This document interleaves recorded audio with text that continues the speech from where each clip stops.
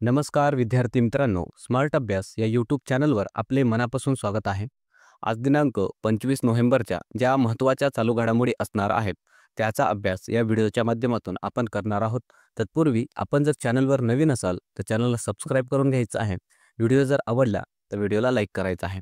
तसेच हा व्हिडिओ आपल्या विद्यार्थी मित्रांपर्यंत नक्की शेअर करायचा आहे, जेणेकरून याचा फायदा आपल्या मित्रांना सुद्धा होणार आहे. चला मग सुरुवात करूया आजच्या चालू घडामोडींना. आजच्या चालू घडामोडीचा पहिला प्रश्न असणार आहे आणि अतिशय महत्त्वाचा प्रश्न आहे की नुकतेच इस्रोने गगनयान मिशनसाठी कोणत्या देशाच्या अंतराळ संस्थेशी करार केला आहे आणि ऑप्शन्स या ठिकाणी देण्यात आले आहेत. याचे योग्य उत्तर असणार आहे ऑप्शन नंबर बी. ऑस्ट्रेलिया या देशासोबत नुकतंच जे भारताच्या इस्रोचं गगनयान मिशन आहे त्यासाठी ऑस्ट्रेलिया या देशाची जी अंतराळ संस्था आहे त्यासोबत करार हा करण्यात आलेला आहे. तर त्याविषयी थोडी अधिकची माहिती आपल्याला या ठिकाणी पाहायची आहे. भारताचं हे जे गगनयान मिशन आहे ते भारताचं पहिलं मानव मिशन असणार आहे आणि त्याचं लॉन्च मित्रांनो पुढच्या वर्षी 2025 मध्ये करण्यात येणार आहे. यामध्ये एकूण 4 भारतीय अंतराळवीर अवकाशामध्ये जाणार आहेत आणि यासाठी ऑस्ट्रेलियाच्या अंतराळ संस्थेसोबत इस्रोनं करार केलेला आहे. आणि हे जे काही मिशन आहे ते भारताच्या दृष्टीने अतिशय महत्त्वाचं आहे, कारण भारत हा पहिल्यांदाच मानव अवकाशामध्ये सोडत आहे आणि या मिशनसाठी जे काही टेक्निकल गोष्टी असतील किंवा जे काही तंत्रज्ञान आहे ते संपूर्णतः स्वदेशी बनावटीचं असणार आहे. हे या मिशनचं महत्त्वाचा असा पॉईंट आहे, हे सुद्धा आपण लक्षात ठेवायचं आहे. त्यासोबतच ऑस्ट्रेलिया या देशाचा उल्लेख आलेला आहे, तर आपल्याला हे सुद्धा माहिती असायला पाहिजे. त्याची राजधानी आहे कॅनबेरा, चलन आहे डॉलर आणि प्रधानमंत्री आहेत सध्या अँथोनी अल्बानीज. त्यासोबतच आपण मागच्या काही दिवसांमागे एक बातमी वाचली होती या देशाविषयी. या देशाने 16 वर्षाखालील मुलांना सोशल मीडिया वापरावर बंदी घातलेली आहे.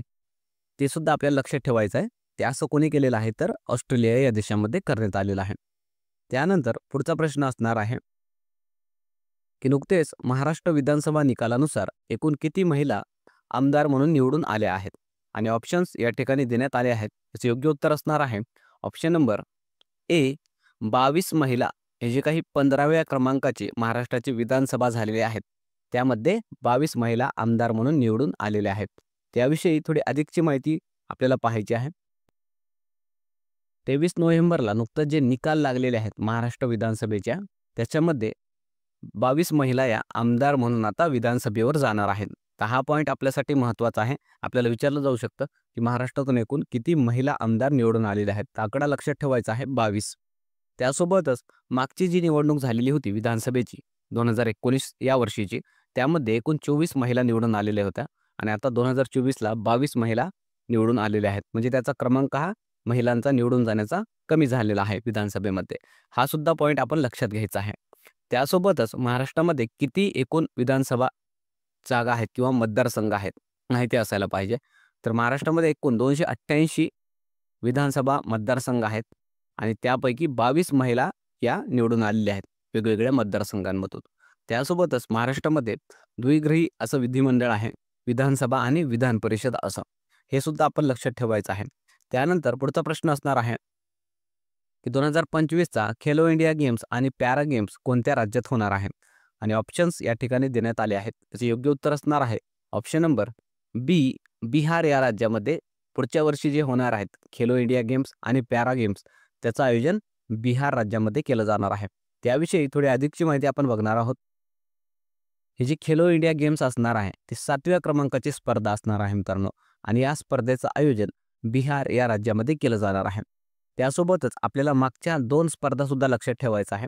जसं 2024 या वर्षीची जी खेलो इंडिया गेम्स झालेला आहे ते तामिळनाडू राज्यामध्ये झालेला आहे आणि यामध्ये विजेता राज्य ठरलेलं आहे महाराष्ट्र प्रथम क्रमांकावर.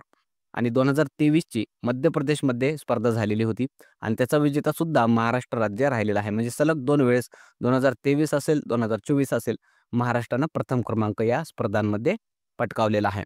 ते आपल्यासाठी महत्त्वाचा पॉईंट आहे. त्यासोबतच बिहारविषयी आपल्याला काही गोष्टी लक्षात ठेवायचं आहे की सध्या राजधानी आहे पाटणा, मुख्यमंत्री आहेत नितीश कुमार आणि राज्यपाल कोण आहेत बिहारचे ते तुम्ही कॉमेंटमध्ये सांगायचं आहे. किती विद्यार्थ्यांना माहीत आहेत बिहारचे राज्यपाल. त्यानंतर पुढचा प्रश्न बघण्या अगोदर व्हिडिओ कसा वाटला ते कमेंटमध्ये नक्की सांगायचं आहे तसेच चॅनलवर नवीन असाल तर चॅनलला सबस्क्राईब करून घ्यायचं आहे. चला मग पुढचा प्रश्न आपण बघणार आहोत की नुकतेच कोणत्या राज्याला सर्वोत्कृष्ट समुद्री राज्याचा पुरस्कार देण्यात आला आहे. आणि ऑप्शन्स या ठिकाणी देण्यात आले आहेत. याचे योग्य उत्तर असेल ऑप्शन नंबर सी, केरळ या राज्याला नुकताच सर्वोत्कृष्ट समुद्री राज्याचा पुरस्कार हा केंद्र शासनाकडून देण्यात आलेला आहे.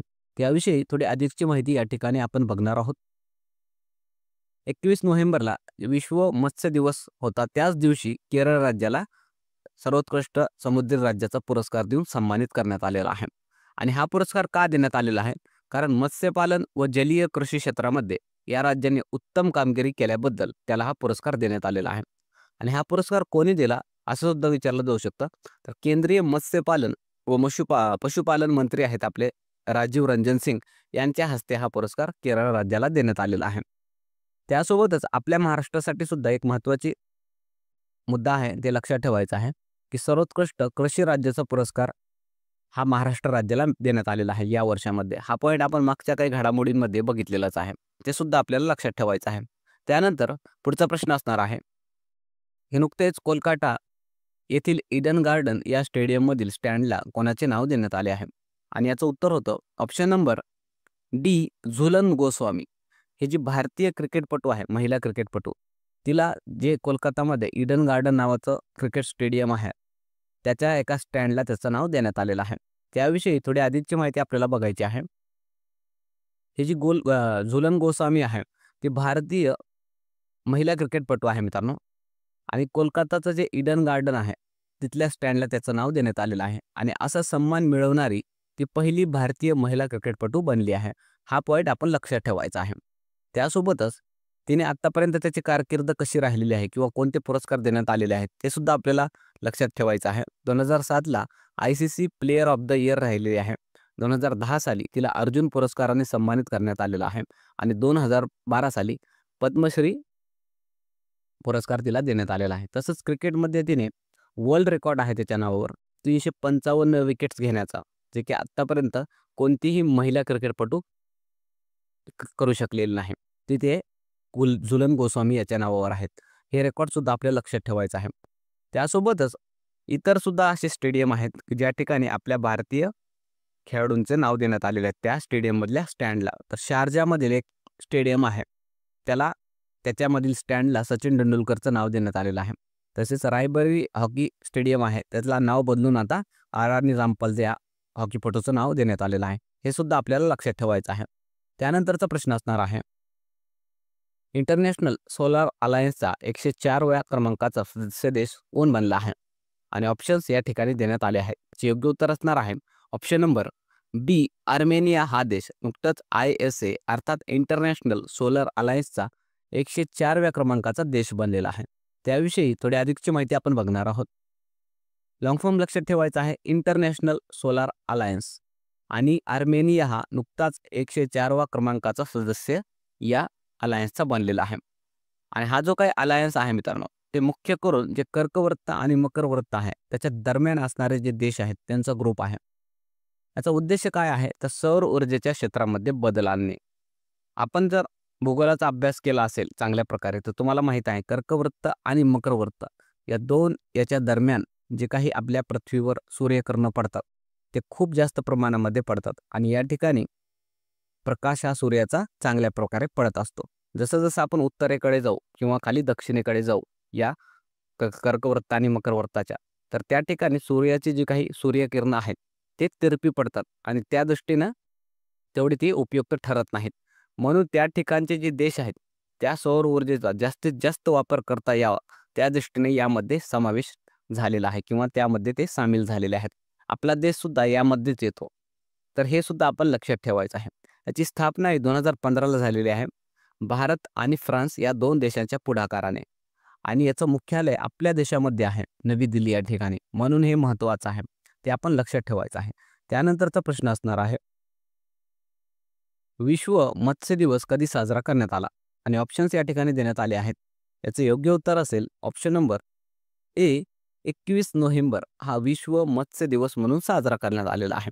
हा दिवस महत्त्वाचा आहे. फक्त लक्षात ठेवायचं आहे की विश्व मत्स्य दिवस कधी साजरा करण्यात येतो.